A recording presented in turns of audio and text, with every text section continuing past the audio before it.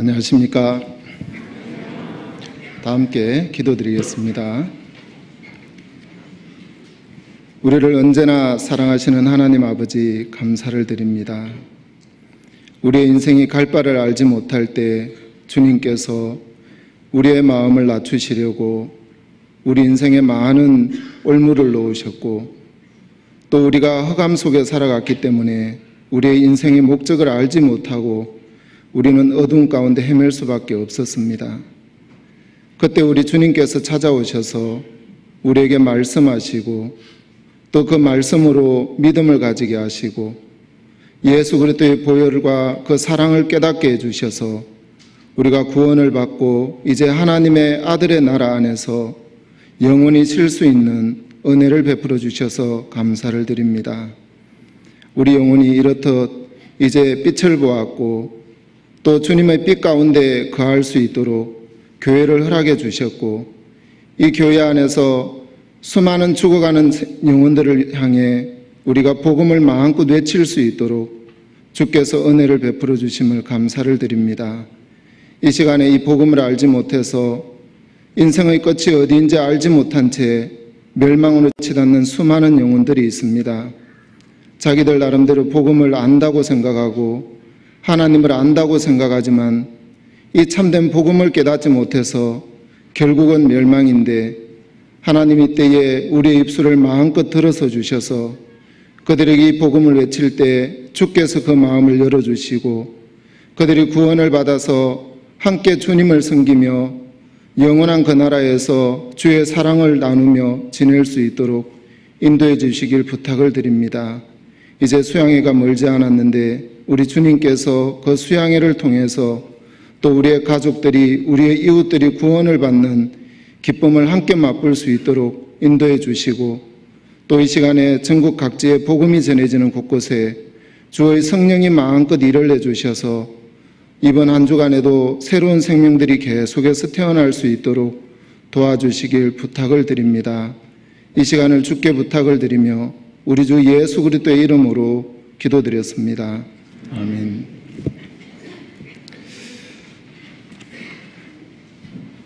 먼저 성경 말씀 사무엘상 18장 20절을 찾으시겠습니다.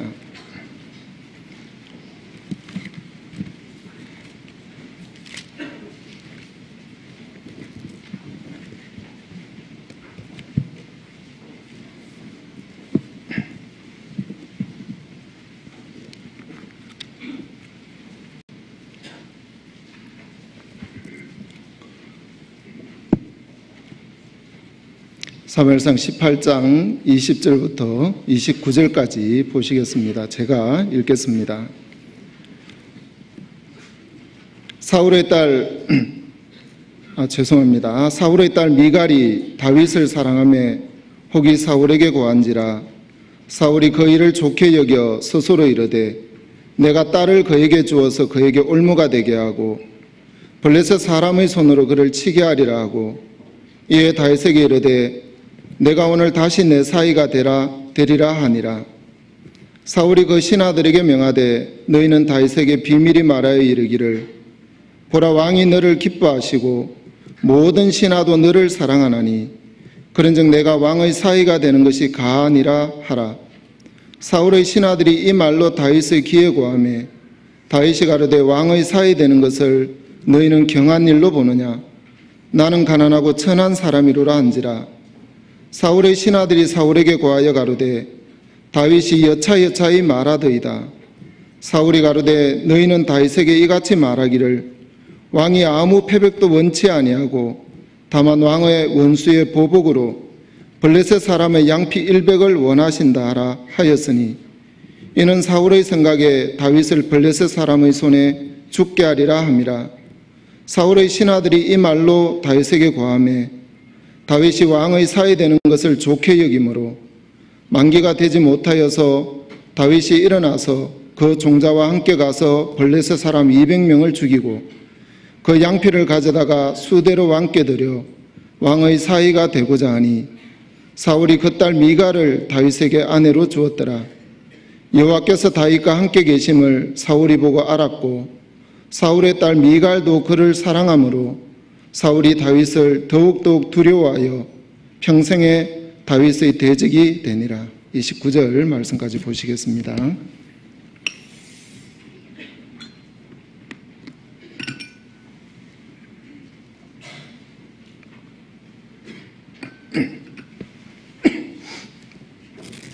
이 사무엘상 18장에는 사울의 딸이 나오는데 방금 읽었던 이 내용 중에는 미갈이 나옵니다. 그런데 사울의 큰딸이 메랍이었고 미갈이었는데 이 사울의 두 딸이 인생을 살아가는 그 모습을 보면 굉장히 불행하게 인생을 살았고 끝맺음을 맺는 것을 볼 수가 있습니다. 이 사울의 큰딸 메랍을 보면 18절에 보시면 이렇게 말씀하고 있습니다. 다윗이 사울에게 이르되 내가 누구며 이스라엘 중에 내 친속이나 내 아비의 집이 무엇이간데 내가 왕의 사위가 되리까 하였더니 사울의 딸 메랍을 다윗에게 줄 시기에 모올라 사람 아드리엘에게 아내로 준 바 되었더라. 여기 보면 이 메랍이 다윗과도 결혼할 수 있는 조건이 있었지만 이 메랍은 아드리엘을 결국에 선택을 했습니다. 결국 이 메랍은 사무엘하 21장에 가보면 자기가 낳은 5 아들이 결국에 기브온 거민들의 손에 의해서 목매달아 죽임을 당하는 그 비참한 장면을 겪게 됩니다. 왜 그런 일들이 일어나냐 하면 결국 이 메랍은 다윗과 함께하는 그 하나님을 볼 만한 눈이 없었습니다. 그리고 또 자기 아버지 사울에 의해서 늘 쫓겨다니는 그 신세일 수밖에 없는 그 다윗과 결혼하고 싶지는 않았던 겁니다. 그래서 자기가 보기에 좋은 것을 선택해서 아드리엘을 선택해서 결혼을 했는데 결국에 이에게 닥쳐진 것은 절망밖에 없었습니다. 그 절망의 시간까지는 시간이 참 많이 이렇게 흘러갔습니다.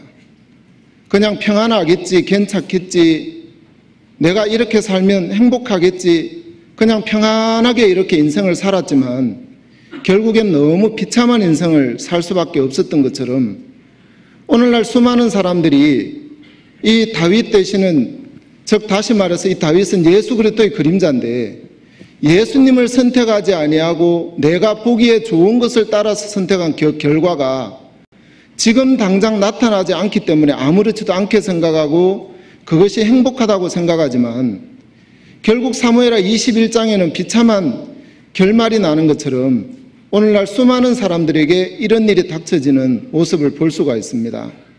결국 이 메랍의 어떤 모습을 보면 오늘날 이 시대를 살아가는 구원을 받지 못한 세상 사람들을 의미하고 있습니다. 방금 읽었던 이 본문의 내용 속에는 또 다른 사울의 딸이 나오는데 미갈입니다. 이 미갈의 모습을 보면 다윗과 결혼도 했고 또 다윗도 사랑을 하고 또 그도 다윗을 사랑을 했습니다. 하지만 그가 쭉 계속해서 이 성경 속에 나타나는 모양들을 보면 다윗의 삶과 함께 가는 것이 아니라 늘 자기 원하는 대로 결혼은 했지만 계속해서 자기 원하는 대로 따라간 그 결과가 결국엔 다윗의 왕궁 안에 있지만 자식을 낳지 못하는 비참한 결과를 가져오게 됩니다. 여러분, 우리가 이 미갈을 통해서 오늘날 구원을 받고 교회 안에 있고 그리스도인이라고 살아가고 있지만 이 미갈을 통해서 우리는 참 많은 것을 알 수가 있고 또 배울 수가 있습니다. 한 절 한 절 찾아가면서 한번 보시겠습니다. 18절을 보시겠습니다. 다윗이 사울에게 이르되 내가 누구며 이스라엘 중에 내 친속이나 내 아비의 집이 무엇이간데 내가 왕의 사위가 되리까 하였더니 23절입니다.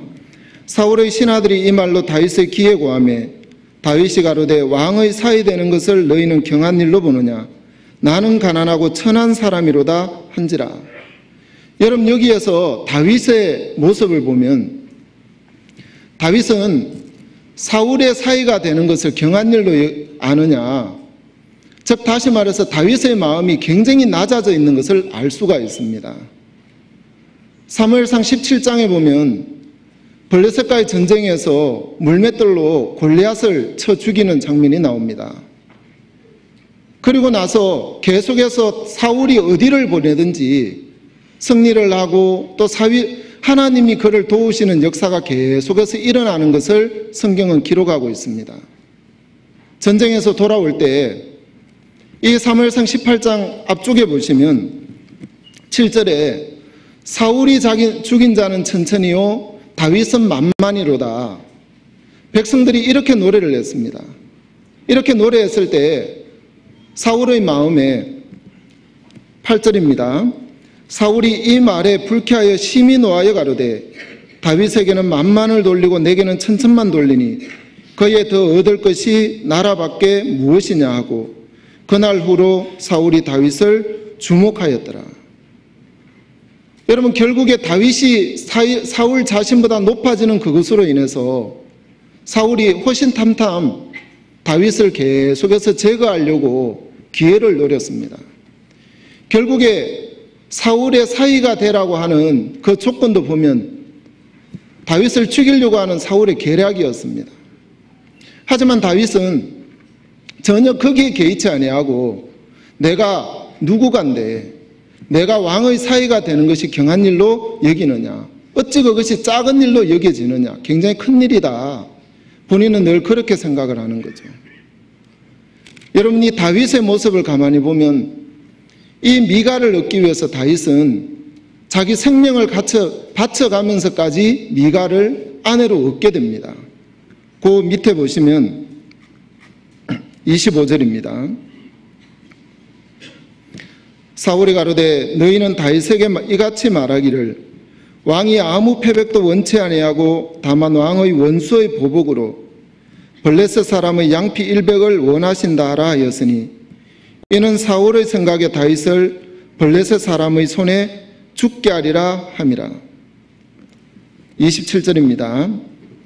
다윗이 일어나서 그 종자와 함께 가서 블레셋 사람의 200명을 죽이고 그 양피를 가져다가 수대로 왕께 드려 왕의 사위가 되고자 하니 사울이 그 딸 미갈을 다윗에게 아내로 주었더라. 여러분, 여기에서 보시면 미갈을 얻기 위해서 사울은 양피 100을 원했습니다. 그런데 다윗은 양피 100을 가져다 준 것이 아니라 200을 가져다 줬습니다. 여러분, 이 양피를 얻기 위해서는 자기 목숨을 내놔야 되는 겁니다. 적을 죽여야지만이 얻을 수 있는 것이 양피였기 때문에 자기 목숨을 돌아보지 아니하고 얻지 아니하면 결코 얻을 수 없는 것이 양피였습니다. 이 다윗의 모습을 가만히 보면 예수님께서 우리를 죄에서 구원하시려고 배나 여호와의 손에서 받으셨느니라. 이사야 40장 말씀처럼 예수님께서 우리를 위해서 배로 그 죄값을 치러주신 그 모습과 똑같은 것을 알 수가 있습니다. 여러분, 이 다윗의 사랑을 보면 굉장히 자신을 낮추고 있었고 또 자기 목숨까지도 바꿔가면서 미갈을 자기 아내로 얻기를 원했습니다. 여러분, 이건 다윗의 사랑이지만 바로 예수 그리스도께서 우리를 사랑하시는 그 사랑의 모양과 똑같다는 것을 우리는 알 수가 있습니다. 여러분, 예수님의 사랑을 보면 로마서 5장을 보시겠습니다.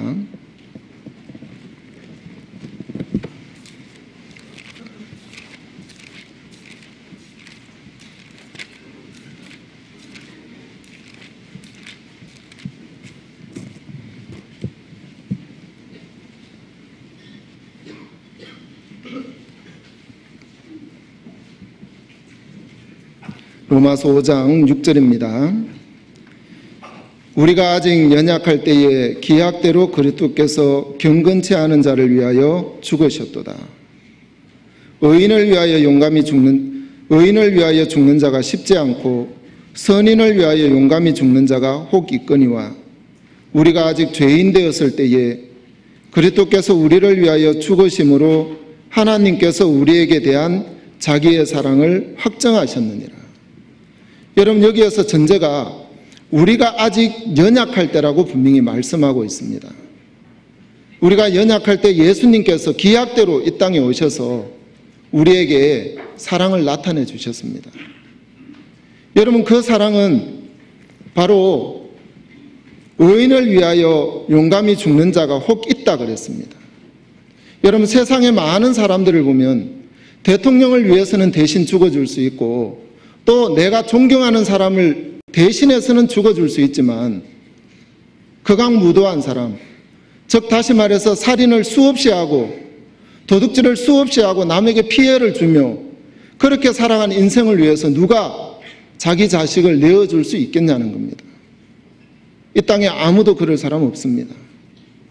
여러분, 하지만 주님은 바로 자신을 내어주면서 우리에 대한 자기의 사랑을 확정하셨다고 분명히 말씀하고 있습니다.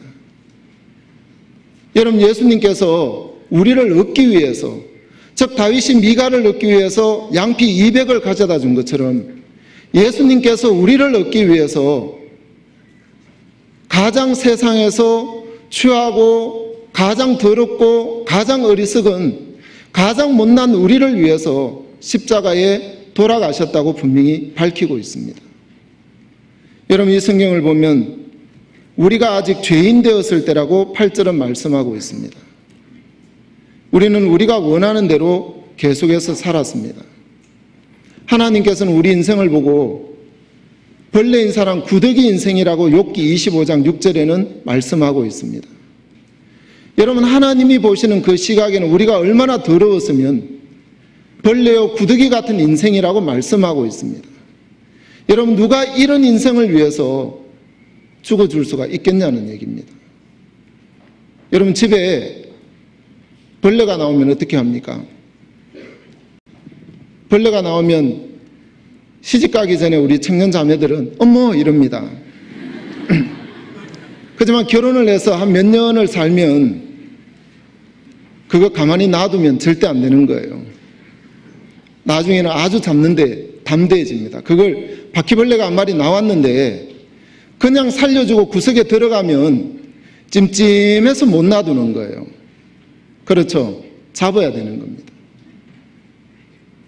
여러분, 우리 인생이 그렇다는 겁니다. 우리 인생은 주님의 은혜가 아니면 마땅히 죽어도 할 말이 없는 그런 인생입니다. 그런데 주께서 우리를 사랑하셔서 십자가에 돌아가 주셨습니다. 그리고 우리의 모든 죄값을 대신 치러주셨습니다. 여러분, 이 자리에 우리가 있고 또 주를 감사할 수 있는 건 바로 주님이 우리를 사랑하신 그 사랑에 의해서 이 자리에 우리가 있을 수 있는 겁니다. 여러분, 로마서 5장 10절을 보시면 곧 우리가 원수 되었을 때에 그 아들의 죽으심으로 말미암아 하나님으로 더불어 화목되었은즉 화목된 자로서는 더욱 그의 살으심을 인하여 구원을 얻을 것이라. 여러분, 여기에서 말씀하시기를 우리가 원수 되었다고 말씀하고 있습니다. 여러분, 우리는 주님의 사랑을 입지 아니하면 여전한 주님의 원수일 수밖에 없습니다. 감히 하나님을 주님이라고 얘기할 수조차 없는 원수에 지나지 않는 그런 인생이었다는 겁니다. 여러분, 이런 인생을 주님은 구원하셨습니다. 이사야서 53장 6절에 보시면 우리는 다 양 같아서 그릇 행하여 각기 제 길로 갔거늘 이렇게 우리 자신을 소개하고 있습니다. 우리는 어땠다고요? 우리가 원하는 대로 살았다는 얘기입니다. 육체가 원하는 대로, 우리 마음이 원하는 대로 우리는 그렇게 살 때였습니다. 그때 예수님께서는 우리의 모든 죄를 짊어지셨다고 성경은 말씀하고 있습니다. 여러분, 우리가 구원을 받은 것은 우리의 노력도 아니고 우리의 수고도 아니고 우리의 잘남도 결코 아니라는 얘기입니다. 헌신적인 주님의 사랑일 수밖에 없었다는 얘기입니다. 우리 요한일서 4장 9절을 보시겠습니다.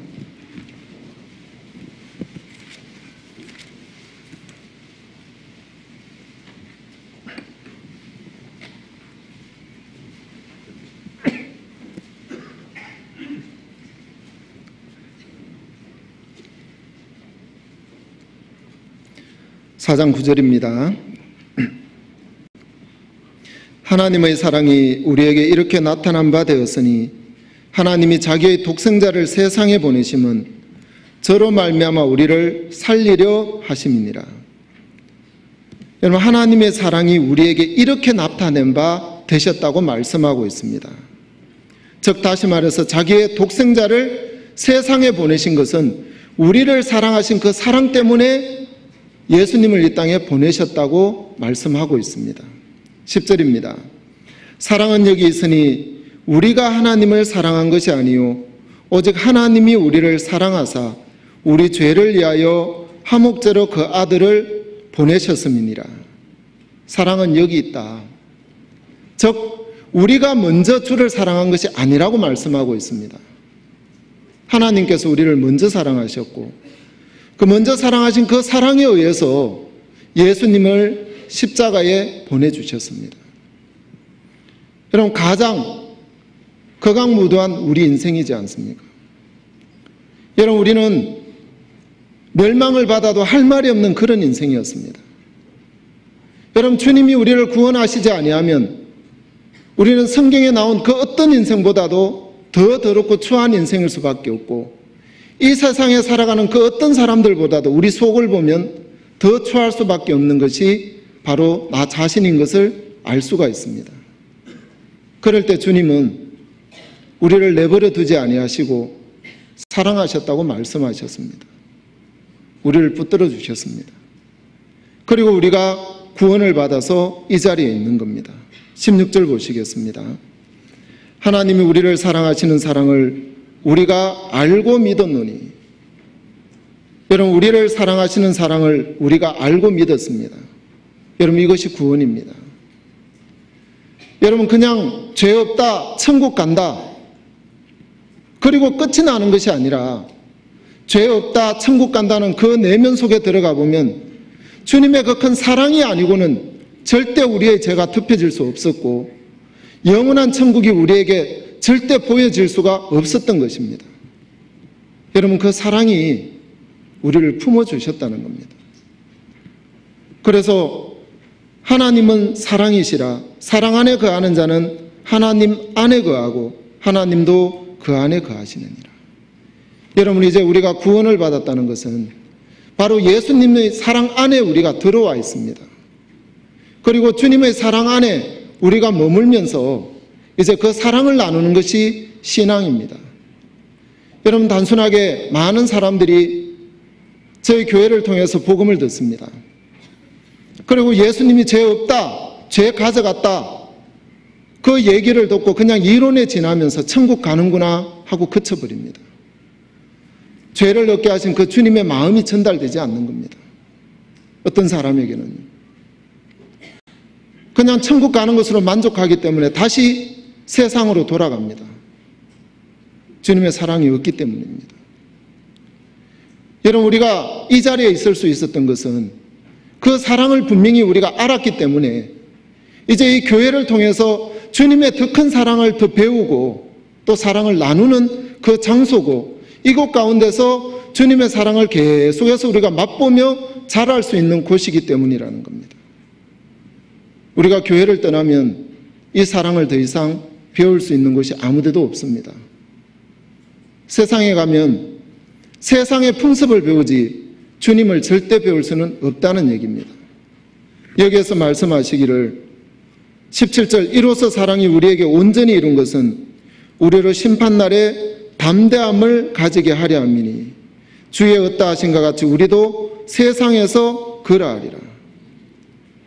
18절은 같이 읽겠습니다. 사랑 안에 두려움이 없고 온전한 사랑이 두려움을 내어 쫓나니 두려움에는 형벌이 있음이라. 두려워하는 자는 사랑 안에서 온전히 이루지 못하였느니라. 여러분, 사랑은 두려움을 내어 쫓는다고 말씀하고 있습니다. 여러분, 예수님께서 십자가에 돌아가신 그 내면에 우리를 얼마나 사랑하시는지의 그 사랑을 우리 마음에 받아들이면 영원한 멸망의 두려움도 이제 끝이 나버립니다.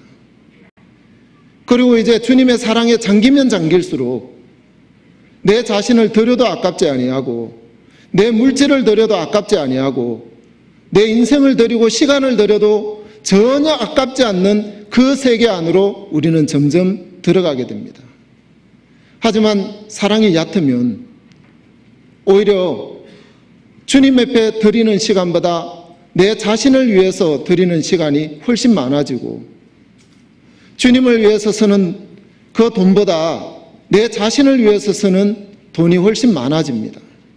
시간도 마찬가지입니다. 여러분, 사랑이 내 마음에 점점 커지면 커질수록 이제 내 자신을 위해서가 아니라 주를 위해서 나를 충분히 드릴 수 있는 그 마음이 점점 커지게 된다는 겁니다. 그 앞쪽 3장 16절을 보시겠습니다.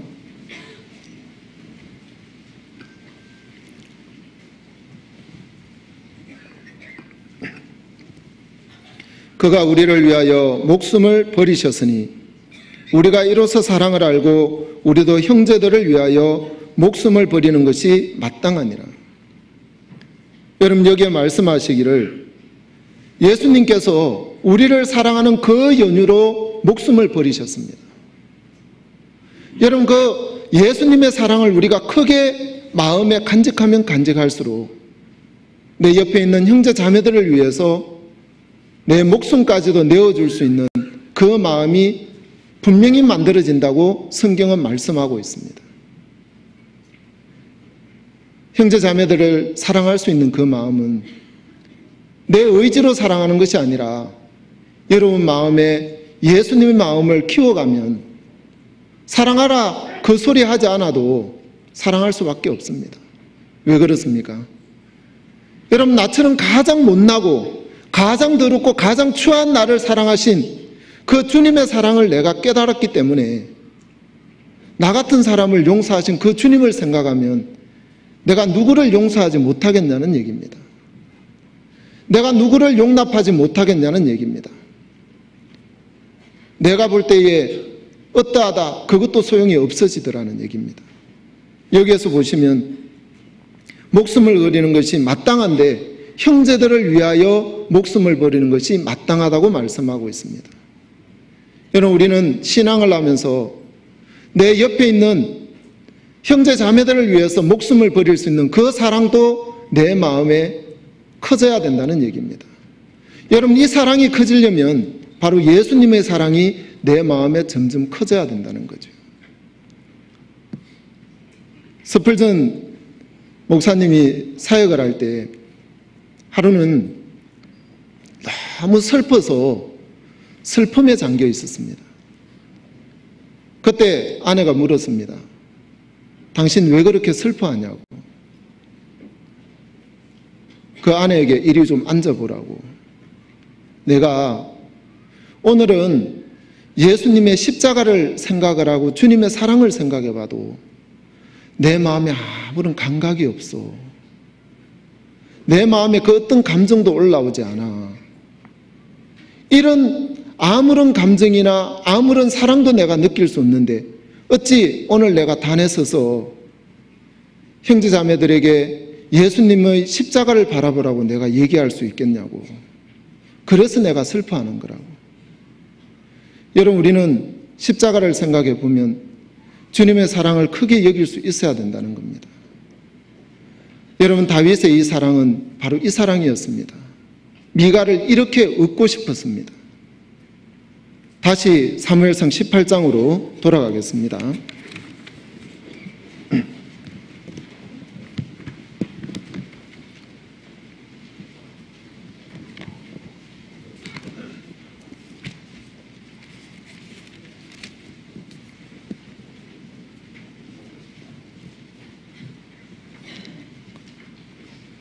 (18장 20절입니다) 사울의 딸 미갈이 다윗을 사랑하며 혹이 사울에게 고한지라 사울이 그 일을 좋게 여겨. 28절입니다. 여호와께서 다윗과 함께 계심을 사울이 보고 알았고 사울의 딸 미갈도 그를 사랑하므로. 여러분, 여기에 이 두 절을 보면 미갈도 역시 다윗을 사랑한다고 기록되어 있습니다. 다윗은 더 큰 사랑을 했습니다. 여러분, 이 미갈을 아내로 얻기 위해서 자기 목숨을 갖다 바쳤고 그 미갈을 아내로 맞아들였습니다. 하지만 이 두 사람의 사랑의 차이는 굉장히 큰 차이가 나는 것을 이 성경을 통해서 알 수가 있습니다. 여러분, 한 절 한 절 찾아보면서 한번 비교를 해보겠습니다. 사무엘상 19장 그 뒤쪽을 보시겠습니다. 11절입니다.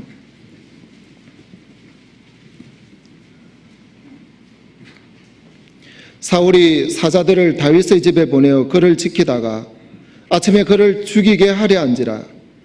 다윗의 아내 미갈이 다윗에게 일러 가로되 당신이 이 밤에 당신의 생명을 구하지 아니하면 내일에는 죽임을 당하리라 하고 미갈이 다윗을 창에서 달아내리오매 그가 도망하여 피하니라. 미갈이 우상을 취하여 침상에 니고 염소털로 엮은 것을 그 머리에 씌우고 의복으로 그것을 덮었더니 사울이 사자들을 보내어 다윗을 잡으려 하매 미갈이 가로되 그가 병들었느니라. 사울이 또 사자들을 보내어 다윗을 보라 하며 이르되 그를 침상째 내게로 가져오라. 내가 그를 죽이리라. 사자들이 들어가 본즉 침상에 우상이 있고 염소털로 엮은 것이 그 머리에 있었더라. 여러분, 여기에 11절에서 16절까지의 이 장면만 보면 미갈이 굉장히 다윗을 사랑해서 다윗의 생명을 구원해 준 모양인 것처럼 나타나고 있습니다. 하지만 17절을 보시면 사울이 미갈에게 이르되 너는 어찌하여 이처럼 나를 속여 내 대적을 놓아 피하게 하였느냐. 미갈이 사울에게 대답하되 그가 내게 이르기를 나를 놓아 가게 하라. 어찌하여 나로 너를 죽이게 하겠느냐 하더이다 하니라. 여러분, 이 17절의 말씀을 자세하게 들여다보면 미갈은 다윗을 사랑하지만 다윗이 처해 있는 그 고난은 사랑하지 않는 겁니다. 즉 다시 말해서 다윗이 고난에 처해 있을 때 그 고난 속에 다윗을 남편으로 섬기며 같은 고난 속에 들어가서 그 역경을 겪고 그 고난의 영광을 맛보는 그 세계가 아니라 여전히 자신은 왕궁에 머물고 싶은 마음이 큰 것을 이 17절에서 볼 수가 있습니다. 여러분, 남편이 어려움을 당하고 자기 아버지에게 쫓기는 신세라면 여러분 같으면 어떻게 했겠습니까? 그 아버지를 향해서 어떤 마음을 가졌겠냐는 얘기입니다. 야, 우리 아버지 너무 잘한다. 너무 고맙다. 내 남편 죽이려고 해서.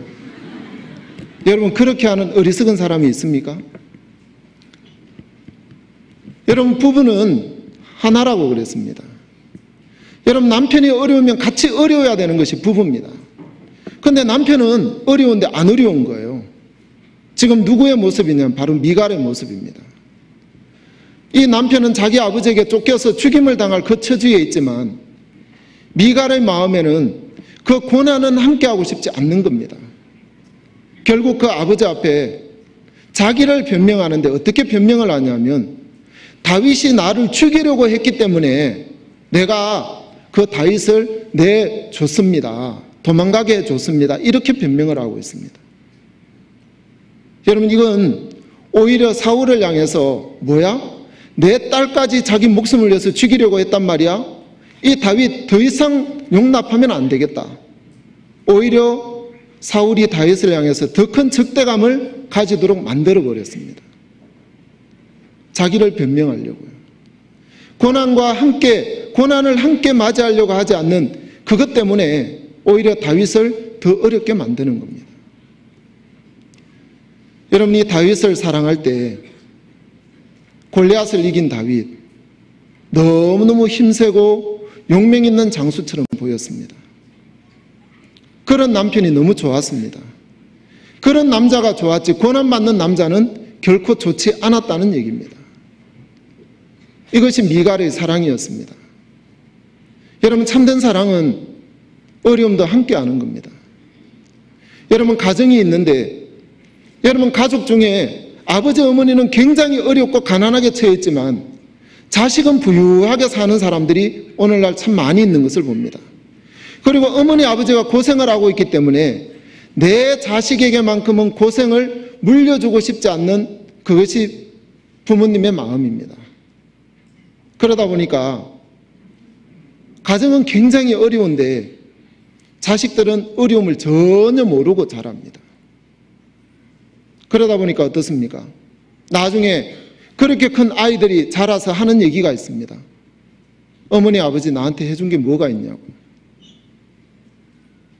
여러분, 왜냐하면 같은 어려움을 겪어보고 살지 않아서 그렇다는 얘기입니다. 아버지, 어머니가 어려우면 당연히 어려워야 됩니다. 남편이 어려우면 같은 어려움을 나눠야 된다는 얘기입니다. 여러분, 그것이 가족입니다. 여러분, 미갈은 이 어려움에 처해 있는 다윗은 결코 사랑하지 않았습니다. 용맹 있고 정말 힘이 있고 자기를 보호해 줄 수 있는 그런 남편을 원했다는 얘기입니다. 여러분, 여기에 청년 형제자매들 참 많잖아요. 결혼할 때 다 어떤 남편을 원하고 어떤 아내를 원하십니까? 형제님들은 공주 같은 아내를 원합니다. 맞습니까? 그리고 자매님들은 왕자 같은 남편을 원합니다. 근데 막상 결혼을 하면요, 공주 대접 안 해줍니다. 그리고 결혼하면 왕자 대접 안 해줍니다. 그렇죠?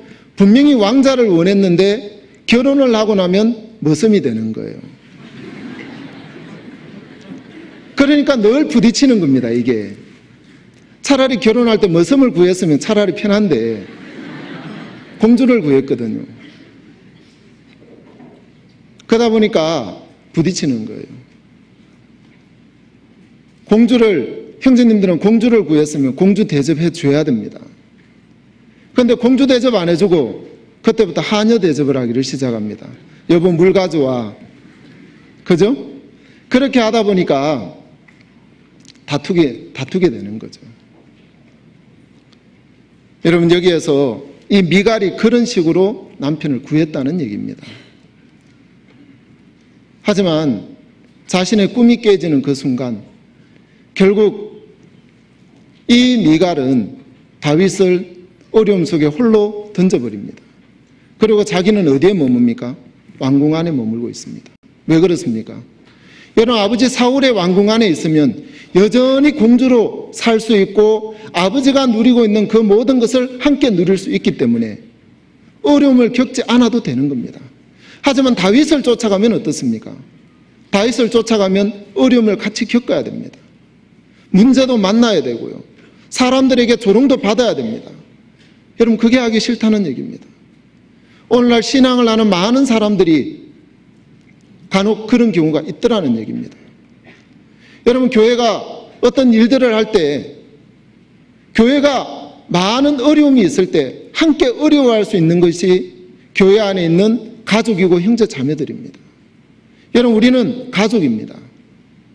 구원을 받고 예수 그리스도의 피로 나눈 그 형제 자매라는 것은 교회 안에 가족이라는 얘기라는 거죠. 교회가 복음으로 힘있게 달려나갈 때 함께 바빠야 된다는 얘기입니다. 여러분, 같이 문제가 있을 때 같이 문제 속에 들어갈 수 있어야 되고 같이 즐거울 때 같이 즐거워할 수 있는 그것이 가족이라는 얘기입니다. 교회는 수양의 준비로 너무 바쁜데 나는 너무 한가한 겁니다. 생각해봐야 될 문제라는 거죠. 여러분, 교회당을 짓는다. 그러면 교회가 교회당을 짓기 위해서 많은 물질이 들어가고 같이 기도하고 온 마음을 쏟을 때 가족이면 같이 어떻게 하면 되지 하고 기도해야 되는데 그냥 혼자 한적하게 지내는 경우가 있다는 얘기입니다. 여러분, 그것이 미갈의 모습입니다. 여러분, 성경은 시편 119편 71절에 보면 고난당하는 것이 내게 유익이라 그랬습니다. 한번 찾아보겠습니다. 시편 119편입니다.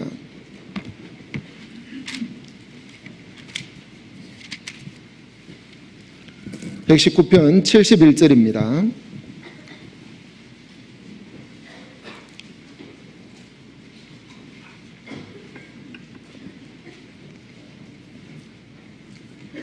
같이 읽겠습니다. 고난당한 것이 내게 유익이라. 이로 인하여 내가 주의 율례를 배우게 되었나이다.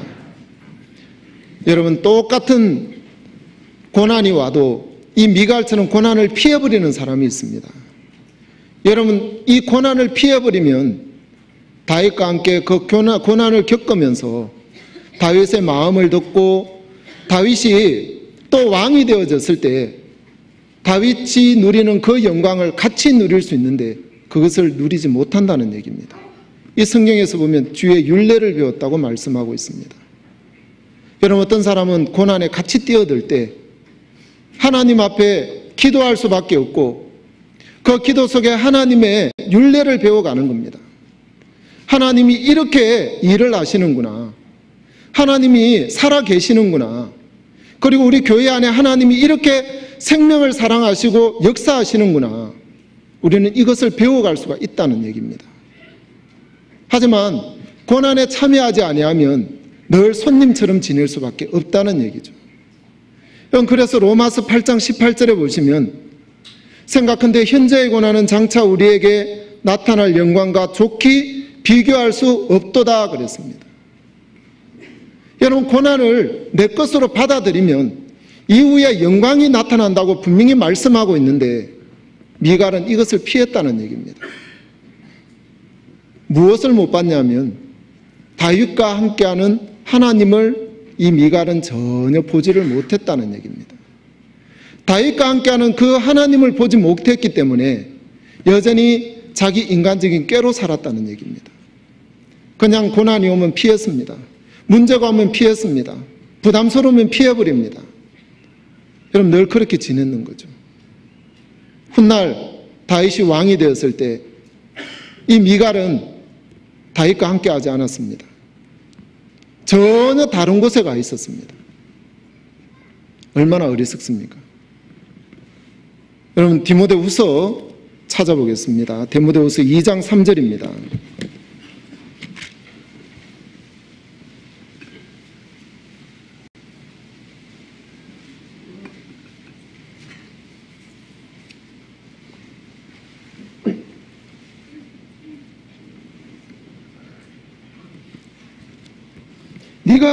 내가 그리스도 예수의 좋은 군사로 나와 함께 고난을 받을지니 군사로 다니는 자는 자기 생활에 얽매이는 자가 하나도 없나니 이는 군사로 모집한 자를 기쁘게 하려 함이라. 여러분, 우리는 예수 그리스도의 좋은 군사입니다. 군사가 되는 조건은 다른 것이 아니라 군사로 모집한 자를 기쁘게 하는데 목적을 두고 있습니다. 아들을 군에 보냈는데 심심하면 전화가 오는 겁니다. 어머니, 군대 생활 도저히 못하겠어요. 너무 힘들어요. 왜 여기는 먹을 것 제대로 안 줍니까? 늘 그러고 울고 전화 온다면 평안하시겠습니까? 결코 평안할 수 없습니다. 여러분, 군사로 다니는 자는 자기 생활에 매이지 않는다 그랬습니다. 그리고 고난을 받을 각오가 돼 있어야 된다고 성경은 말씀하고 있습니다. 그 뒤쪽을 보시겠습니다. 그 뒤쪽 베드로전서 4장 1절입니다.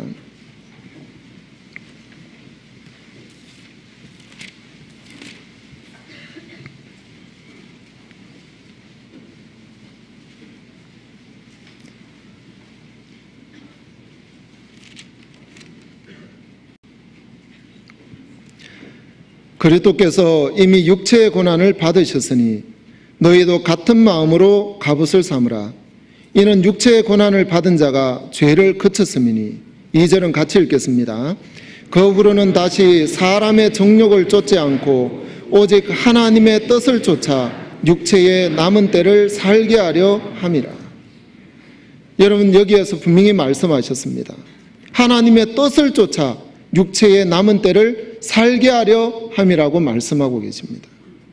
여러분, 우리 인생의 남은 때를 하나님의 뜻에 초점을 맞춰서 살아가는 사람은 고난도 전혀 문제가 되지 않는다고 말씀하고 있습니다.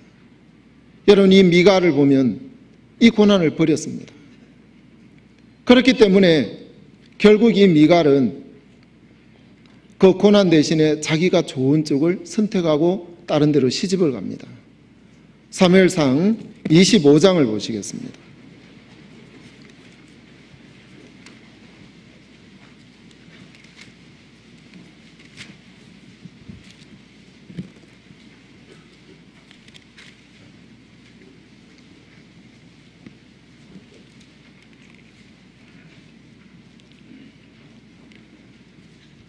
사무엘상 25장 44절, 사울이 그 딸 다윗의 아내 미갈을 갈림에 사는 라이스의 아들 발디에게 주었더라.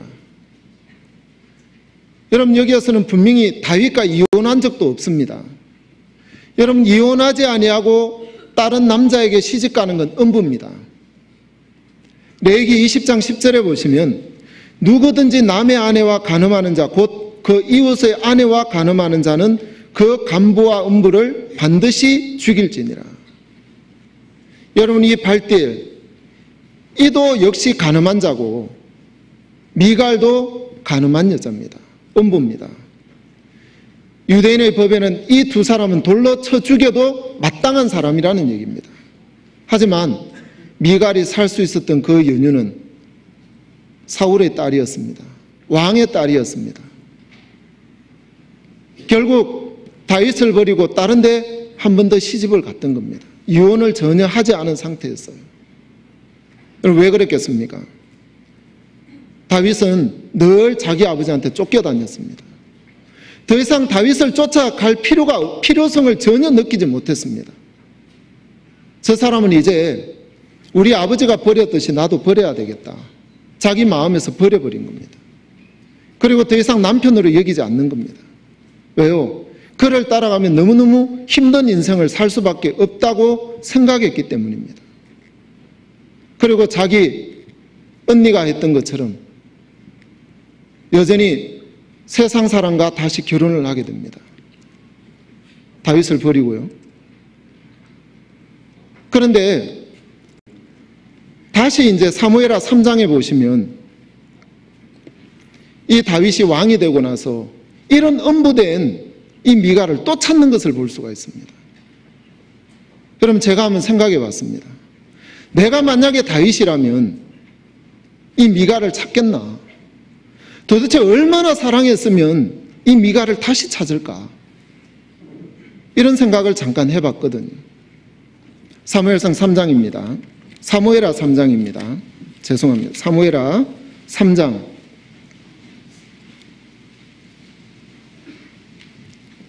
13절입니다.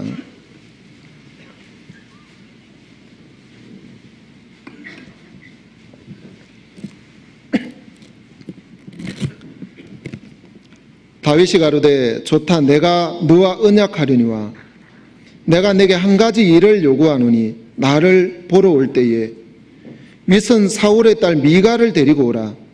그렇지 않으면 내 얼굴을 보지 못하리라 하고, 아브넬이 결국 다윗과 화친을 하러 왔을 때 사울의 딸 미갈을 데리고 오면 내가 너를 받아주겠다고 다윗이 말을 했습니다.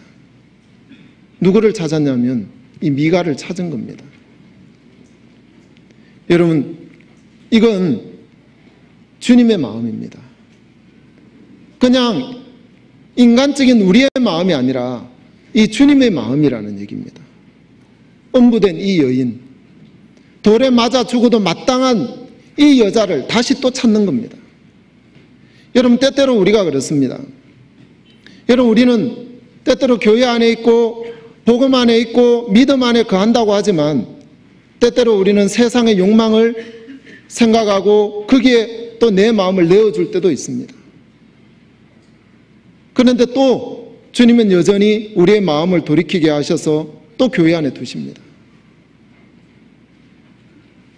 어떤 분에게는 여러 번 반복되는 경우가 있고, 어떤 분은 성실하게 꾸준히 주님을 순종하며 섬기는 사람이 있습니다. 여러분, 이 미갈의 모습을 보면 다윗의 사랑을 입지 아니하고는 도저히 살 수 없는 그런 사람이었습니다. 호세아서를 한번 찾겠습니다. 호세아서 11장입니다.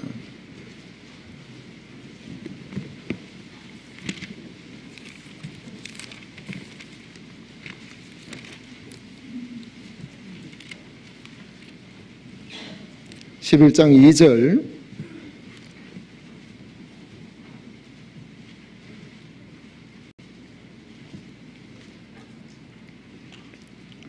선지자들이 저희를 부를수록 저희가 점점 멀리하고 바알들에게 제사하며 아루새긴 우상 앞에서 분향하였느니라. 그러나 내가 에브라임에게 걸음을 가르치고 내 팔로 안을지라도 내가 저희를 고치는 줄을 저희가 알지 못하였도다.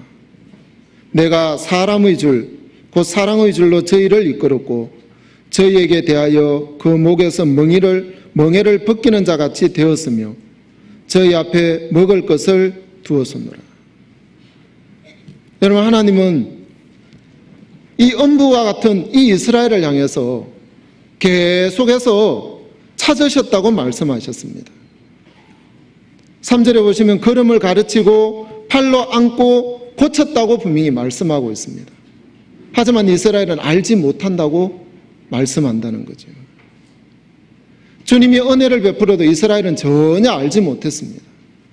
그리고 계속해서 이 이스라엘은 다시 또 욕망을 쫓아서 그 우상이 자기들에게 뭔가 해줄 것처럼 여겼기 때문에 또 우상을 겸해서 섬기기를 시작합니다. 한쪽에서 주님은 계속해서 팔로 안으신다는 얘기죠. 그 뒤에 8절입니다. 8절은 같이 읽겠습니다. 에브라임이여 내가 어찌 너를 놓겠느냐, 이스라엘이여 내가 어찌 너를 버리겠느냐, 내가 어찌 너를 아드마같이 놓겠느냐, 어찌 너를 서보임같이 두겠느냐, 내 마음이 내 속에서 돌아서 나의 긍휼이 온전히 불붙듯 하도다. 이 8절에 보시면 놓겠느냐, 버리겠느냐, 두겠느냐 이렇게 말씀하고 있습니다. 여러분, 주님은 내버려 두지 않는다고 말씀하고 계십니다. 여러분, 버리지 않는다고 말씀하시는 겁니다. 두지 않는다고 말씀하시는 겁니다. 이스라엘을 향해서가 얘기하는 것이 아니라 오늘날 우리를 향해서 주님은 이렇게 말씀하고 계십니다. 여러분, 사실 우리의 마음을 주님이 보고 우리를 징계하시고 우리를 향해서 하나님이 그때그때마다 매를 드신다면 우리는 이 자리에 있을 사람 모르겠습니다. 저만 없을는지 여러분들은 계시고요. 제 마음을 보면 때때로 정말 합당치 않는 마음을 품을 때도 있고, 여러분, 이 육신에게서 나오는 그 더럽고 취한 것에 생각은 끌려갈 때도 있다는 얘기입니다. 여러분, 그럴 때마다 주님께서 우리를 채찍을 들고 징계하시면 우리는 제대로 이 자리에 있을 사람이 몇 명 안 될 거라는 거죠. 주님은 우리의 모습이 그럴지라도 미갈이 음부가 되어져서 발대리에게 시집을 갔다 할지라도 다시 쫓아찾는 겁니다. 여러분, 그 사랑이 얼마나 큽니까? 여러분, 이건 주님이 아니고서는 도저히 할 수 없는 사랑을 하고 계신다는 얘기입니다. 여러분, 우리는 이런 사랑을 잊고 이 자리에 앉아 있다는 얘기입니다. 맞습니까? 여러분, 이런 사랑 잊고 계십니까? 우리 이렇게 잊고 있다는 얘기입니다. 사무엘하로 다시 돌아가겠습니다. 사무엘하 6장입니다.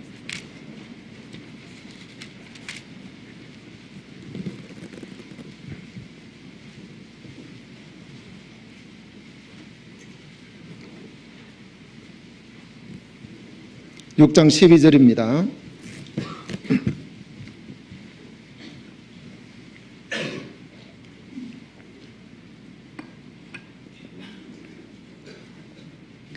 혹이 다윗 왕에게 고하여 가로되 여호와께서 하나님의 궤를 인하여 오벳에돔의 진과 그 모든 소유에 복을 주셨다 한지라. 다윗이 가서 하나님의 궤를 기쁨으로 메고 오벳에돔의 집에서 다윗 성으로 올라갈새 여호와의 궤를 맨 사람들이 6걸음을 행하며 다윗이 소와 살찐 것으로 제사를 드리고 여호와 앞에서 힘을 다하여 춤을 추는데 때에 베옷을 입었더라. 다윗과 온 이스라엘 족속이 즐거이 부르며 나팔을 불고 여호와의 궤를 메어오니라.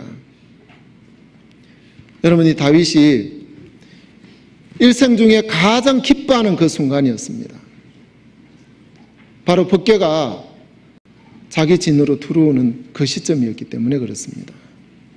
너무 기쁜 나머지 춤을 둥실둥실 추는데 배꼽이 보였던 겁니다. 속살이 보였다는 거죠. 그걸 보면서 16절, 여호와의 궤가 다윗 성으로 들어올 때에 사울의 딸 미갈이 창으로 내다보다가 다윗 왕이 여호와 앞에서 뛰놀며 춤추는 것을 보고 심중에 저를 업신여기니라. 여러분, 이 미갈의 모습을 가만히 한번 생각해 보십시오. 다윗을 향해서 심중에 업신여기고 여러분 비웃을 처지가 될 수 있습니까? 전혀 없습니다. 하지만 이 사무엘하 6장, 즉 다시 말해 사무엘 하에 들어와서 이 미갈을 소개할 때 잠깐 다윗과 결혼하고 다윗을 도망가게 해줄 때는 다윗의 아내 미갈로 소개됐지만 사무엘하 3장 그 이후에 보면 이 미갈을 소개할 때 사울의 딸로 소개하고 있습니다. 다윗의 아내가 아니라는 얘기입니다. 왜 그렇습니까? 여러분, 다른 데 시집 갔기 때문에 그렇습니까? 아닙니다. 여러분, 이 사울의 딸 미갈에 가서 여전히 다윗의 아내로 살지만 그 마음은 사울에게 초점이 맞춰져 있는 겁니다. 그래서 다윗을 쳐다보면서 자기 아버지와 비교를 하는 겁니다.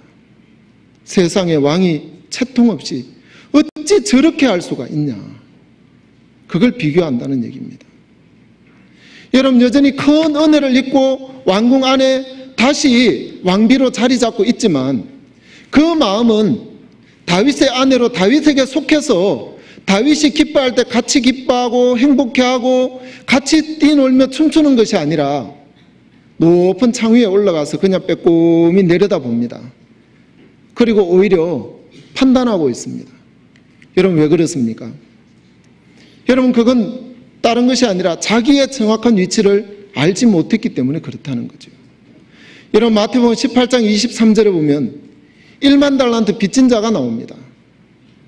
여러분, 1만 달란트 빚진 자가 그 많은 빚을 탕감을 받았습니다. 여러분, 한번 찾아보겠습니다. 마태복음 18장 23절입니다.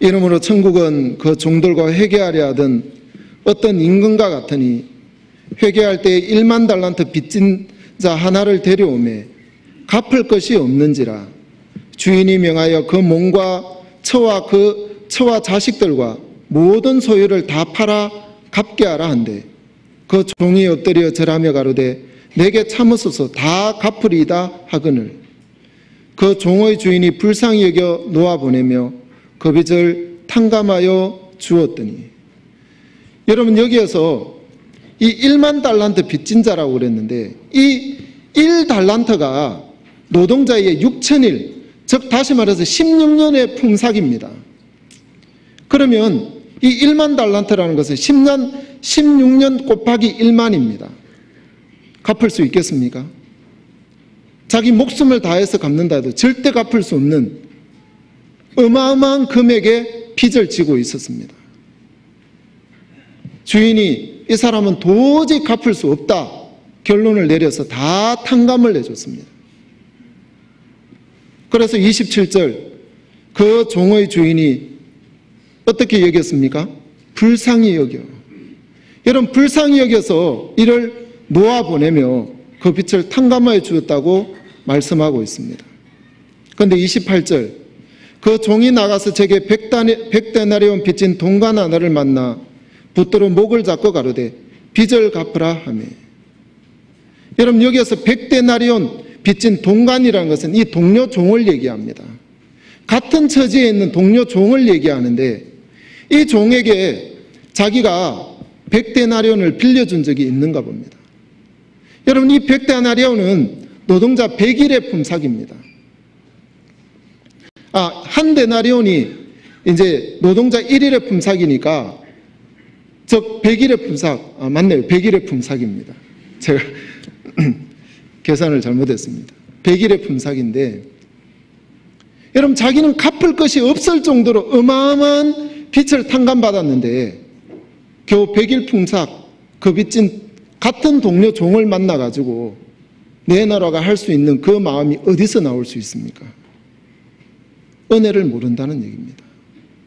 여러분 주인의 사랑을 외면했다는 얘기입니다. 여러분 우리도 마찬가지라는 거죠.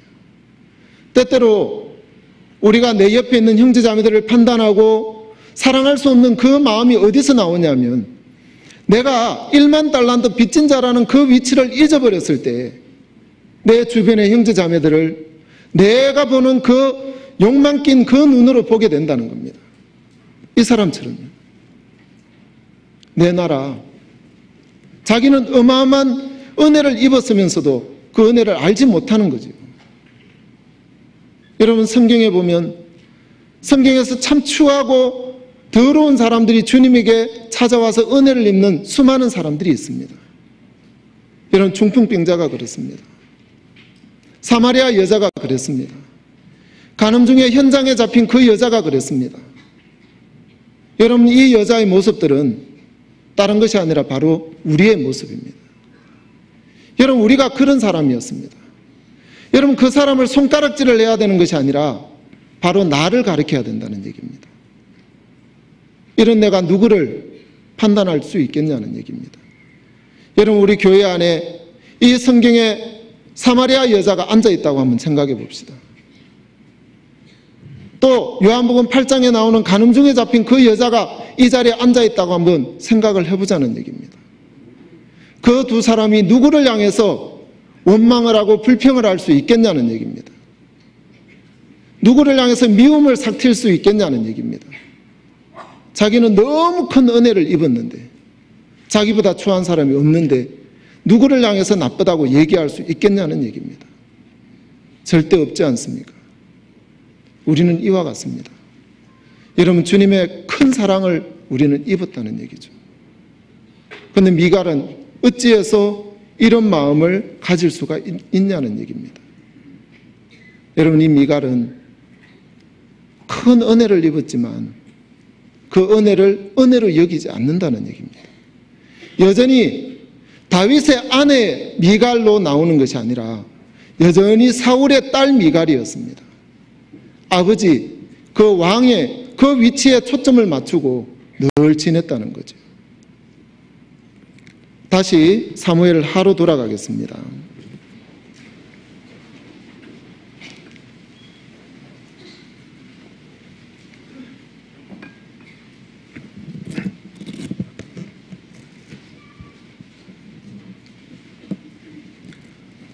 사무엘하 6장 20절입니다.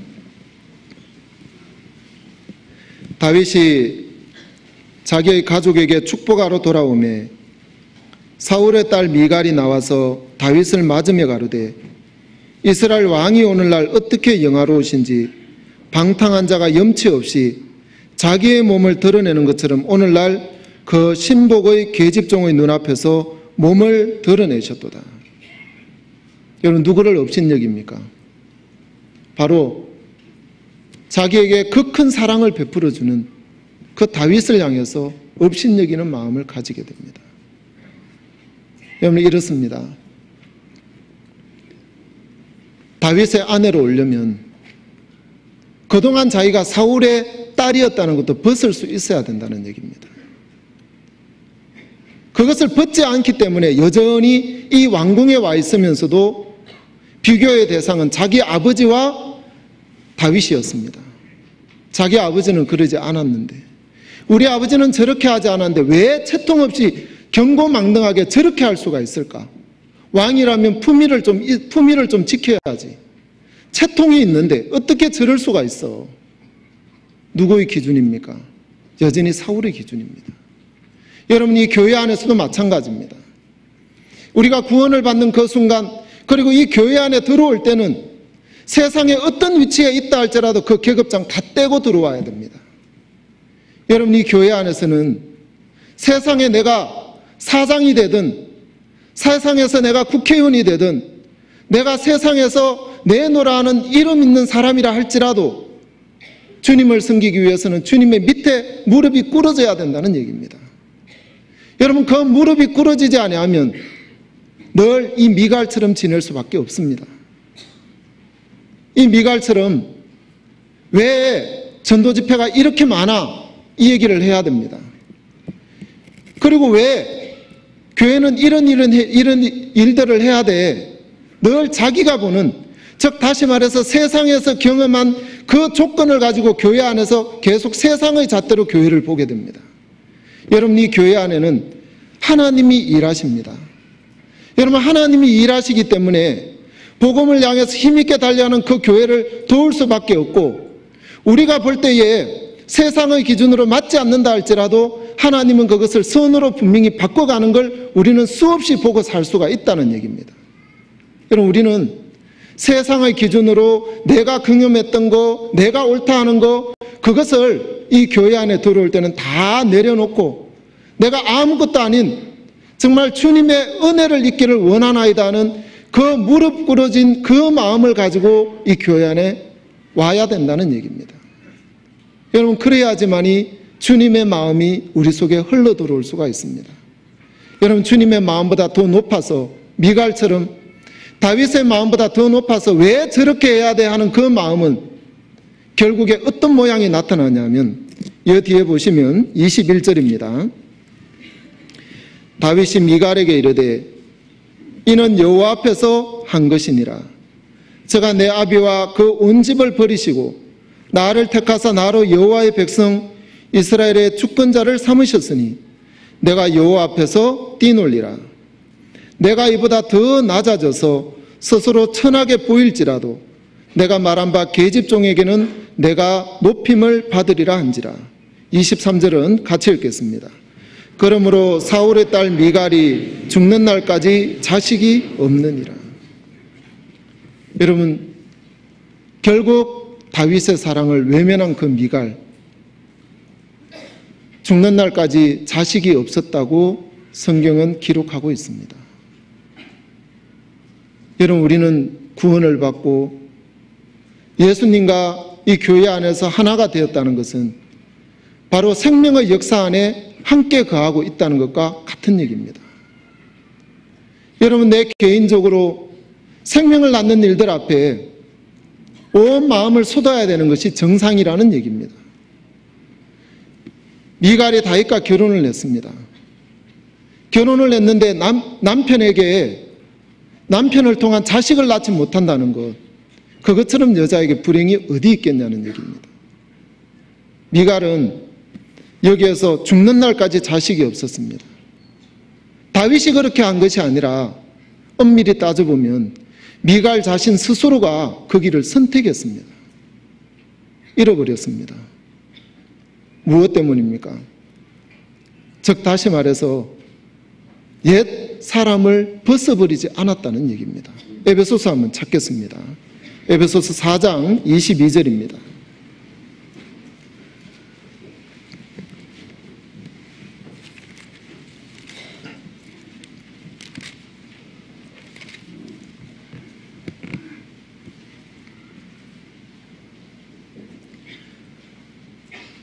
너희는 유혹의 욕심을 따라 썩어져가는 구습을 쫓는 옛사람을 벗어버리고 오직 심령으로 새롭게 되어 하나님을 따라 의와 진리의 거룩함으로 지으심을 받는 새 사람을 입어라.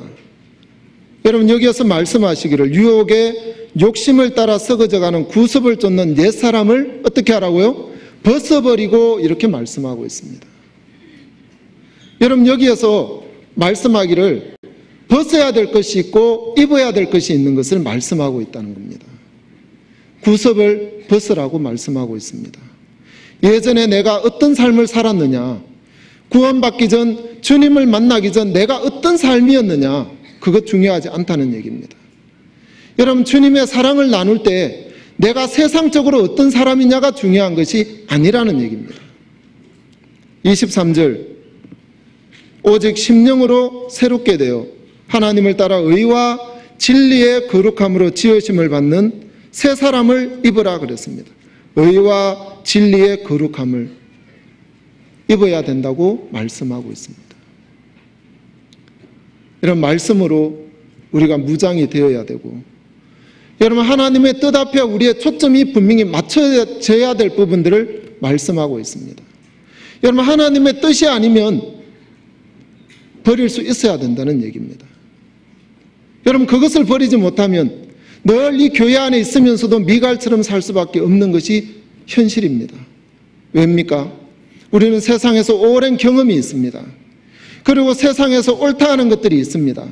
그리고 세상에서 또 직장에서 사업을 하든가 직장 일들을 하든지 내 경험으로 승진이 되거나 사업이 이루어지거나 그런 경험들이 우리에게 다 있기 때문에 우리 나름대로 옳은 방식들이 다 만들어져 있다는 얘기입니다.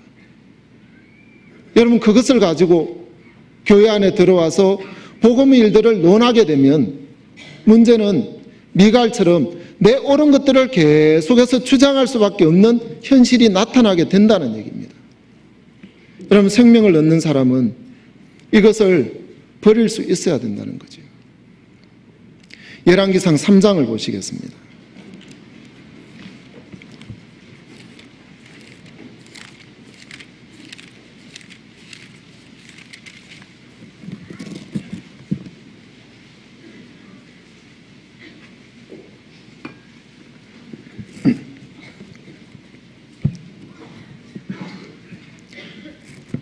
열왕기상 3장 16절입니다. 때에 창기 두 계집이 왕에게 와서 그 앞에 서며 한 계집은 말하되 내 주여 나와 이 계집이 한 집에서 사는데 내가 저와 함께 집에 있으며 아이를 낳았더니 나의 해산한 지 3일에 이 계집도 해산하고 우리가 함께 있었고 우리 둘 외에는 집에 다른 사람이 없었나이다. 그런데 밤에 저 계집이 그 아들 위에 누움으로 그 아들이 죽으니 저가 밤중에 일어나서 계집 중 나의 잠든 사이에 내 아들을 내 곁에서 가져다가 자기의 품에 누이고 자기의 죽은 아들을 내 품에 뉘었나이다. 미명에 내가 내 아들을 젖을 먹이려고 일어나 본즉 죽었기로 내가 아침에 자세히 보니 내가 낳은 아들이 아니더이다 하며 다른 계집은 이르되 아니라 산 것은 내 아들이요 죽은 것은 내 아들이라 하고 이 계집은 이르되 아니라 죽은 것이 내 아들이요 산 것이 내 아들이라 하며 왕 앞에서 그와 같이 쟁론하는지라.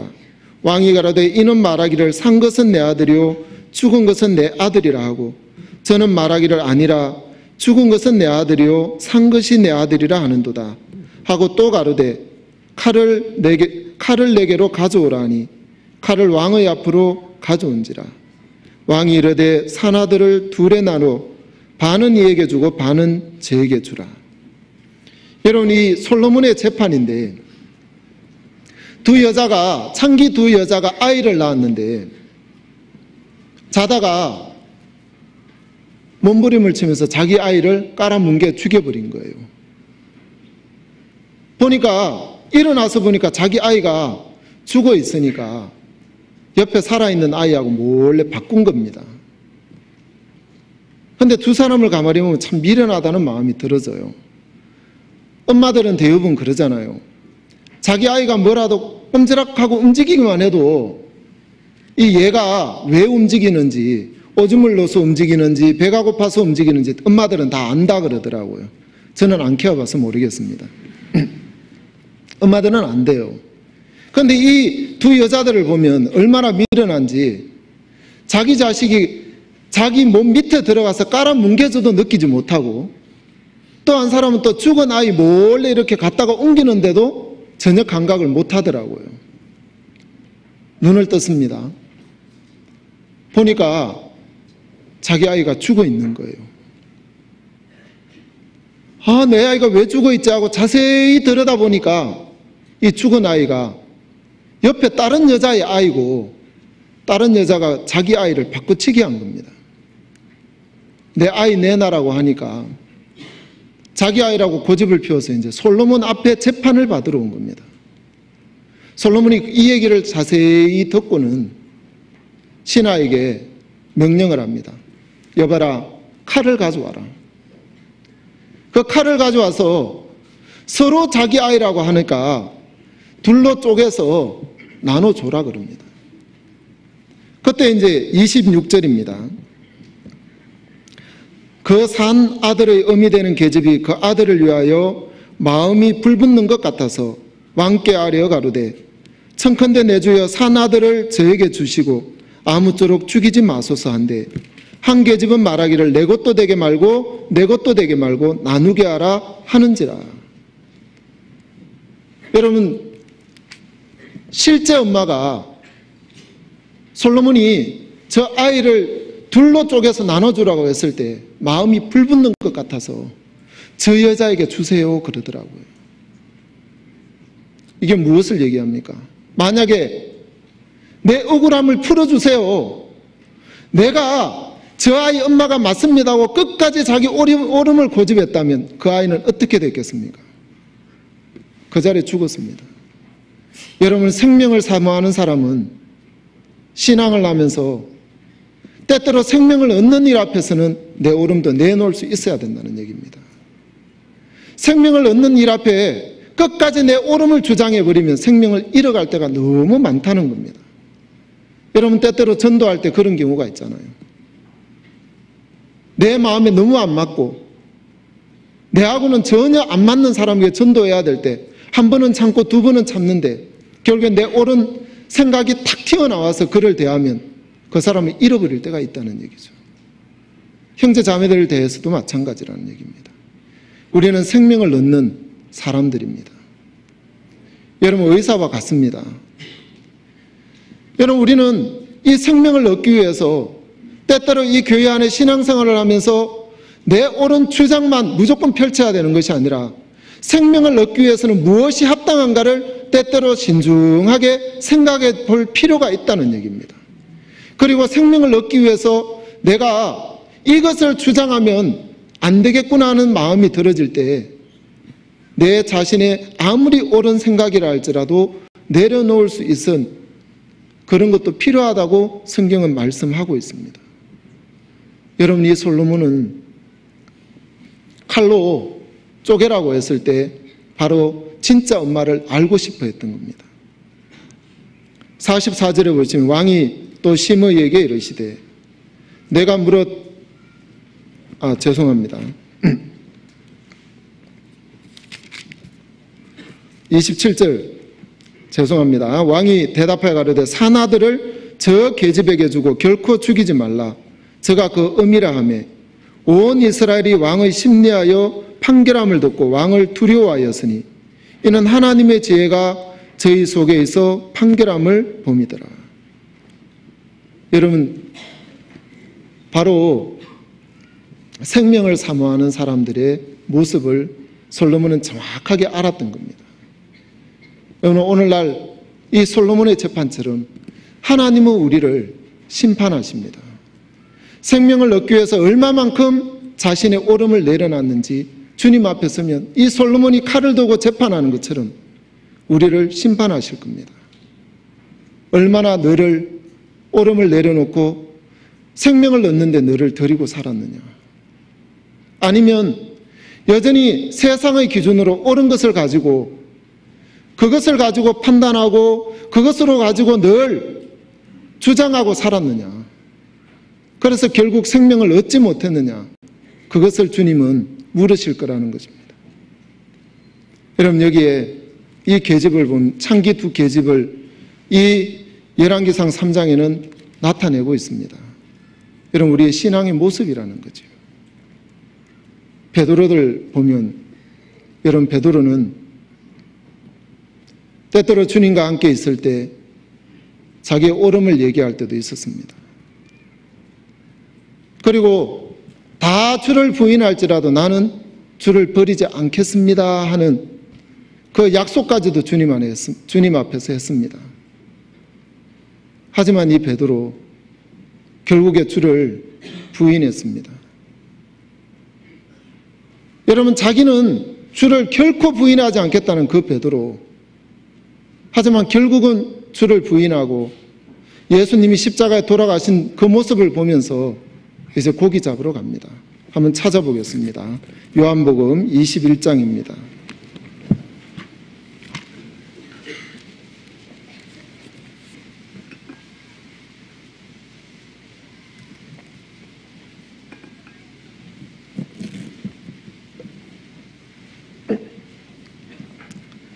2절입니다. 시몬 베드로와 디두모라는 도마와 갈릴리 가나 사람 나다나엘과 세베대의 아들들과 또 다른 제자가 둘이 함께 있더니 시몬 베드로가 나는 물고기 잡으러 가노라 하며 저희가 우리도 함께 가겠다 하고 나가서 배에 올라서나 이 밤에 아무것도 잡지 못하였더니 날이 새어갈 때에 예수께서 바닷가에 서셨으나 제자들이 예수신 줄 알지 못하는지라. 예수께서 이르시되 얘들아 너희에게 고기가 있느냐 대답하되 없나이다.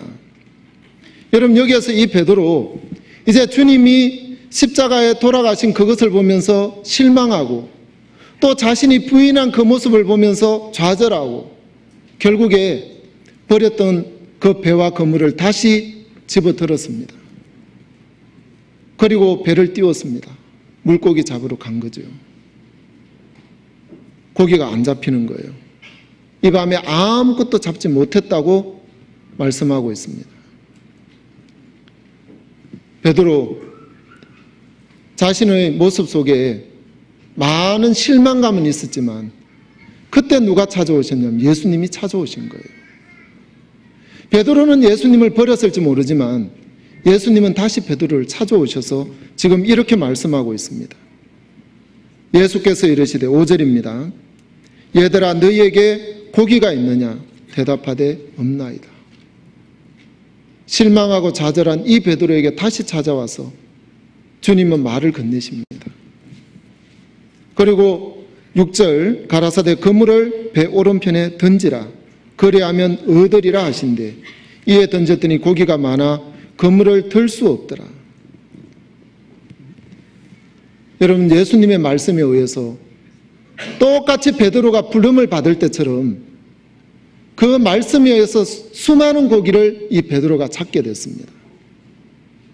7절입니다. 예수의 사랑하시는 그 제자가 베드로가 이르되 주시라 하니 시몬 베드로가 벗고 있다가 주라는 말을 듣고 겉옷을 두른 후에 바다로 뛰어내리더라.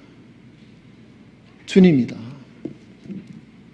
여러분, 이 베드로에게 주님이 찾아오셨습니다. 15절 이후에는 주님이 베드로에게 묻습니다.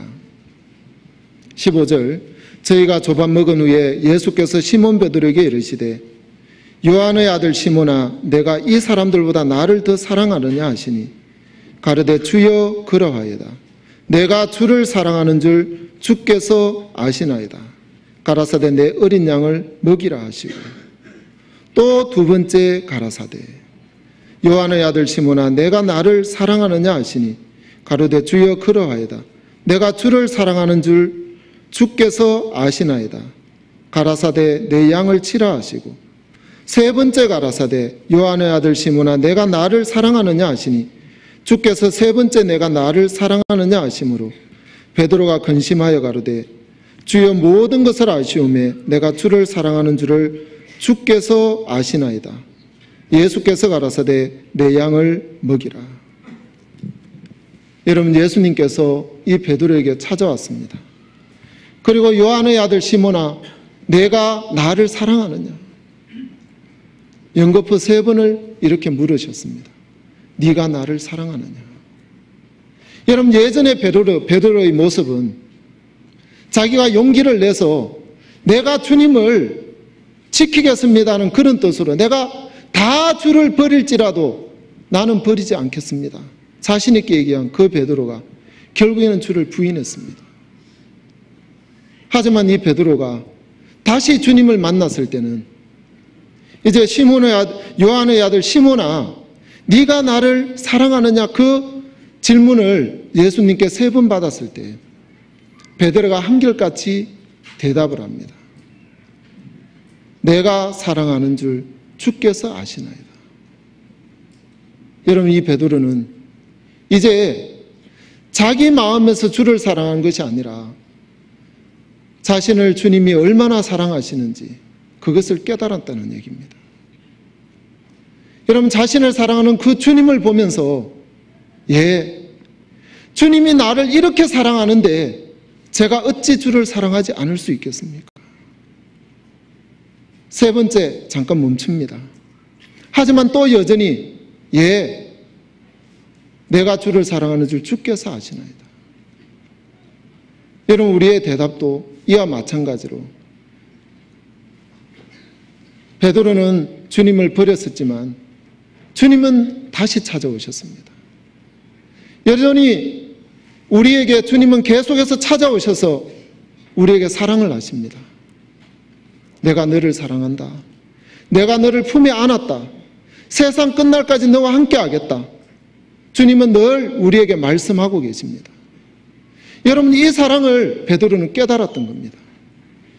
여러분, 베드로의 모습을, 그 뒤에 사도행전의 모습을 보면 예전의 베드로의 모습이 결코 아닌 것을 알 수가 있습니다. 어떤 모습이었습니까? 예전에는 이 베드로가 자기의 마음을 가지고 자기가 주님을 지키려고 하고 사랑을 하려고 했었는데 베드로가 주님의 사랑을 받았습니다. 그리고 그 마음의 사랑을 이제 키워갔습니다. 그 마음으로 이 베드로는 복음을 전했습니다. 한 자리에서 3,000명이 구원을 받았습니다. 그리고 또 그 이후에 5,000명이 남자가 구원을 받는 역사가 일어났습니다. 남자의 수만 5,000명이었습니다. 안전병이가 일어났습니다. 여러분, 또 베드로가 죽음 앞에서도 자신은 내가 어찌 주님이 십자가에 못 박힌 그 모양대로 내가 못 박힐 수가 있냐. 나는 주와 같이는 못 박혀 죽지 못하겠다. 거꾸로 매달아 달라고 해서 십자가에 거꾸로 매달려 죽었습니다. 베드로가 예전의 베드로면 결코 할 수 없었던 일이었습니다. 하지만 먼저 자신을 사랑하는 그 사랑을 이 베드로는 깨달았다는 얘기입니다. 미갈은 그 사랑을 깨닫지 못해서 죽는 날까지 생명을 얻지 못했지만 이 베드로는 주를 부인한 이후에 그래도 여전히 주님은 나를 사랑하시는구나. 여전히 주님은 나를 붙들고 계시는구나. 여전히 내게 찾아오셨구나. 그 주님의 사랑을 이 베드로는 깨달았다는 얘기입니다. 여러분, 우리는 신앙이 그냥 단순히 천국 간다. 여러분, 그것으로 만족하며 지내는 것이 아니라 이제 이 교회 안에서 주의 말씀을 대하고 또 형제들과 서로 교제를 나누면서 주님의 사랑을 깨닫게 되는 겁니다. 그리고 우리 마음에 이 사랑을 점점 키워가는 겁니다. 그리고 이 사랑이 크면 클수록 내 주변의 사람들에게 이 사랑을 전해주는 겁니다.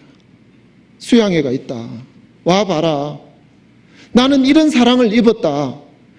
여러분, 사랑하는 사람이 부산에서 내가 당신을 보고 싶은데 내가 갈 시간이 도저히 없는데 좀 와주면 안 되겠냐고 했을 때 여러분, 시간이 없다고 할 수 있습니까? 정말 사랑한다면 그 어떤 바쁜 일을 제쳐놓고라도 그 사랑하는 사람을 위해서 시간을 드릴 수가 있다는 얘기입니다. 여러분, 내 호주머니에 단돈 1,000원이 있다 할지라도 사랑하는 사람이 커피가 한 잔 너무 먹고 싶다고 했을 때 그 주머니 딸딸 다 털어서라도 커피를 사주지 않겠냐는 얘기입니다. 여러분, 사랑하는 사람을 위해서 정말 사랑한다면 목숨이 아깝겠냐는 얘기입니다. 여러분, 이와 같이 그리스도의 사랑에 젖어버린 사람들은 이제 이 베드로처럼 복음을 위해서 자기 생명이 전혀 아깝지 않다는 얘기입니다. 복음을 위해서 시간이 아깝지 아니하고 복음을 위해서 자기가 가지고 있는 돈이 전혀 아깝지 않다는 얘기입니다. 사랑하는 사람을 위해서 내가 서는데 그것이 왜 아깝냐는 얘기입니다. 사랑하는 주를 위해서 내 시간을 드리는데 그것이 왜 불편하겠냐는 얘기입니다. 여러분, 신앙하는 사람은 이 사랑하는 마음을 내 마음에 가득가득 키워가는 겁니다. 여러분, 그래서 내 주변 사람들에게 이 사랑을 얘기하는 겁니다. 이제 수양회가 며칠 남지 않았습니다. 여러분, 미갈처럼 그 마음을 가지고 교회는 수양회 하는구나. 또 여름 수양회 지나면 가을 오겠지 하고 그냥 한 뒷전에 서서 구경꾼으로 있으렵니까? 아니면 내가 가족의 일원이 돼서 교회의 한 식구가 되어져서 이건 내 일이다. 그리고 사랑하는 주님, 내가 이 큰 사랑을 입었는데 내 주변의 사람들에게 이 사랑 좀 나눠줘야 안 되겠냐. 사랑을 나눌 그 대상자를 찾지 않겠냐는 얘기입니다. 여러분, 그 대상자를 한번 찾아보시지 않겠습니까? 여러분, 이 사랑하는 주님은 우리를 위해서 다 주셨습니다. 여러분, 우리가 그 사랑에 잠기면 우리 역시 왜 우리 자신을 주를 위해서 드리지 못하겠냐는 얘기입니다. 여러분, 미갈처럼 사울의 딸로 한평생을 살아간다면 얼마나 불행입니까? 다윗과 결혼을 하고 나서 이제 다윗의 아내로 살아야 되는 것이 정상인 것처럼 우리는 예수님과 이 교회 안에서 이제는 결혼한 것과 동일합니다. 이제 주님으로 말미암은 생명을 얻을 때입니다. 여러분, 2013년도 여름 수양회는 마지막입니다. 여러분, 일평생에 한 번도 다시는 돌아오지 않습니다. 이 여름 수양회가 어쩌면 내 인생 속의 마지막일 수 있다는 생각을 여러분들은 할 수 있어야 됩니다. 여름 수양회가 끝이 날 때, 아니면 여름 수양회를 하고 있을 때 주님이 오시면 여러분, 롯의 아내처럼 세상에 미련이 남아서 뒤를 돌아보시겠습니까? 그리고 그것 때문에 여러분 아쉬워하며 주님 앞에 서렵니까? 얼마나 부끄럽습니까? 여러분, 우리는 주님을 사랑하는 사람들입니다. 주님은 더 이상 우리가 사랑하는 그 마음의 이상으로 우리를 사랑하고 계십니다. 여러분, 이 사랑을 이번 여름 수양회를 통해서 또 이후에 계속해서 되어지는 이 복음 집회를 통해서 우리가 받은 이 사랑을 이 서울시에 있는 수많은 사람들에게 전해줘야 되지 않겠습니까?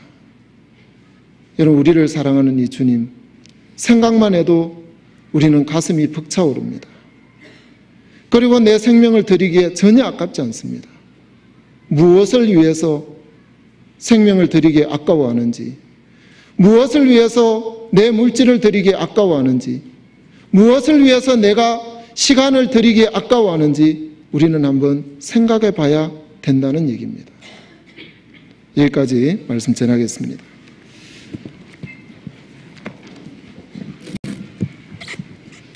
찬송가 404장 하시겠습니다.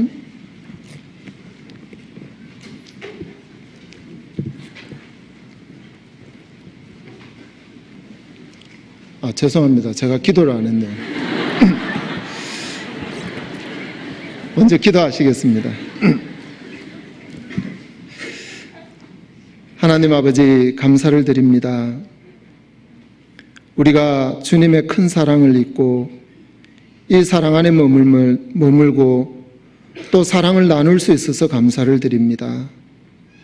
이 시간 수많은 사람들이 멸망의 길을 달려가고 있습니다.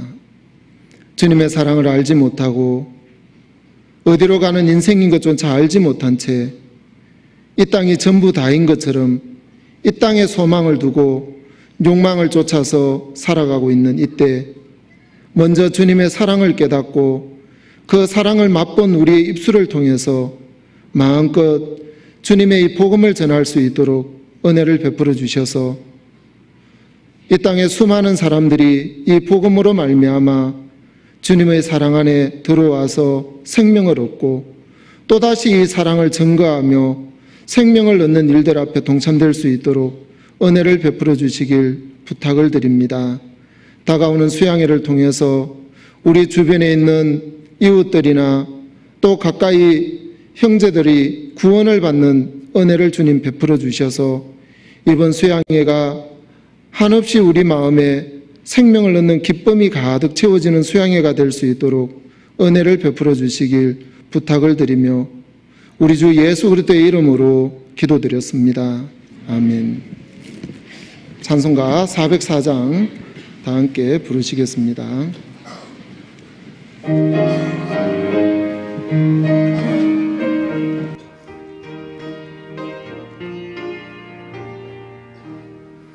그 크신 하나님의 사랑 영영 못하네. 저 높고 높은 별을 넘어 이 낮고 낮은 땅 위에 죄범한 영혼 구하려 그 아들 보내사 화목제로 삼으시고 죄 용서하셨네.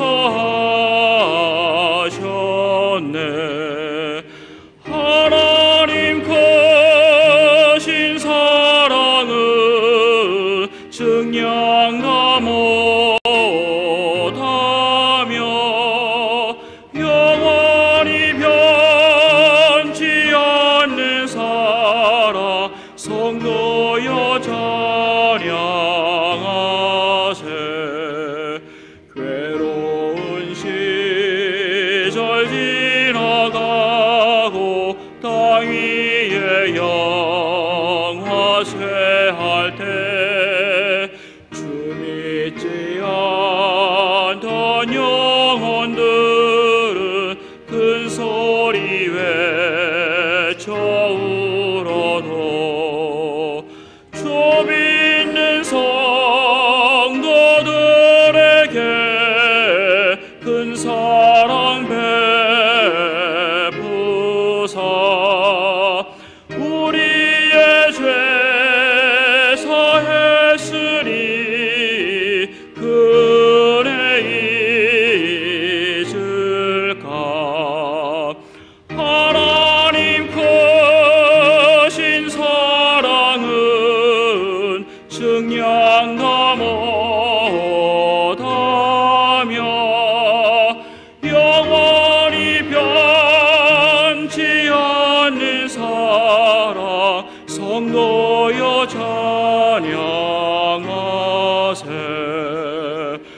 하늘을 두루마리 삼고 바다를 먹물 삼아도 한없는 하나님의 사랑 가기로 갈 수 없겠네.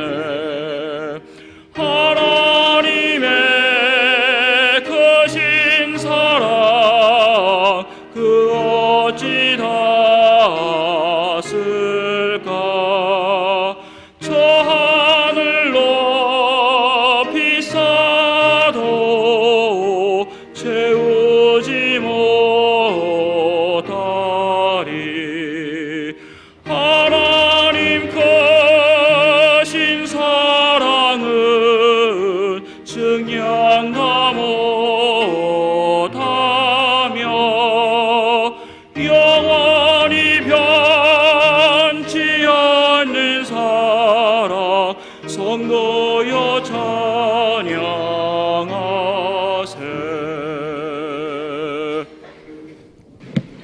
마치겠습니다.